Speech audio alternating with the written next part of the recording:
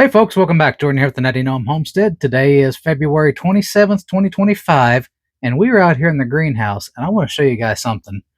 It is 55, 60 degrees outside right now. It's about 90 degrees here in our greenhouse. We have outgrown our grow room for our plants, so we've been transplanting and putting our plants out here in the greenhouse.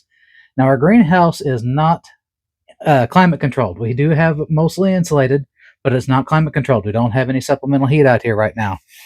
So I want to show you how we get around these cold nights and cooler temperatures with an unheated greenhouse and still make sure all of our plants survive. There's many different ways that you guys can do this. The best thing you can do is insulate. Guys, make sure you don't have any cold air coming in. Make sure that all the warm air stays trapped inside. You want to collect the sun's energy, and you want to collect that thermal mass with whatever you can inside your greenhouse. We like bricks. We like jugs of water. There's many things that you guys can do to keep the thermal energy inside of your greenhouse during the night. But one thing that we like to do, and I'm sure you guys can see this here off the side, is we'll put up either greenhouse plastic or a low tunnel plastic over top of some of our plants. Now let me show you guys this real quick. It don't have to be pretty, it just has to be functional, guys. What we have here is a piece of one of our low tunnels, and all we did was we stapled it to the rafters of our greenhouse. We cleaned up the ends, we taped up anywhere there was a hole, and guys, let me tell you, these tomatoes are loving it. You guys can see them in there. Let me actually lift this up for you guys.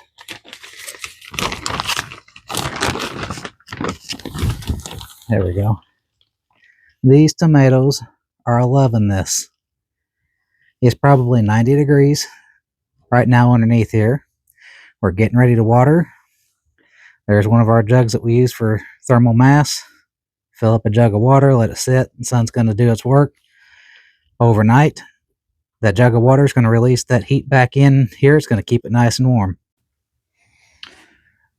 So guys, it doesn't have to be fancy. It just has to be functional. All we did was we took a piece of plastic, got it mounted to the wall, draped it over top of the table here of our plants. There's more than 12 dozen under here. I think there's actually 15 dozen tomatoes under here right now. So I ran out of time. Otherwise, I would have went on ahead and run plastic on the inside of here, and that would have created about a 4-inch layer of insulation between the polycarbonate panels and the inside of the rafters, guys. It makes a big difference, especially on a sunny day like this. Now, we have some colder temperatures coming up here this next week. We got some nights that are going to get down into the 20s, a couple days into the 30s. Guys, let me tell you this. For every layer of insulation that you add, you can roughly estimate you moving your plants down one grow zone. So we got the greenhouse, that's one grow zone. We're in 7B. We go ahead and move down one more. We add the insulation from the greenhouse plastic, low tunnel plastic. We can move it down one more. I've got floating row covers underneath the table here. If it's going to get down into the 20s, I will actually drape a row cover over top of our tomatoes here. That'll essentially move us down 3 grow zones, and these tomatoes are going to be able to survive in the greenhouse unheated when it gets down in the 20 degrees. All right, folks, that's all there is to it. I'm going to get working here. I'm going to put some plastic up over top of these vents behind me. I'm going to hang some plastic over top of our door here. Just anything I can do to block any wind blowing through here, especially when it's going to be icy cold this week.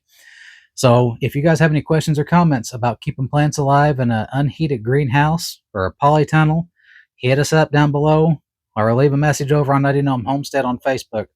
Guys, there's really not much to this. Every layer of insulation you can add, you're moving yourself one grow zone south. It makes a huge difference. But right here, like I said, it's 90 degrees in here right now when it's about 50-something outside. Get out there, get your plants going. They're going to be nice and happy like these tomatoes. I'm going to get the rest of these guys up potted. Till next time, you guys stay safe.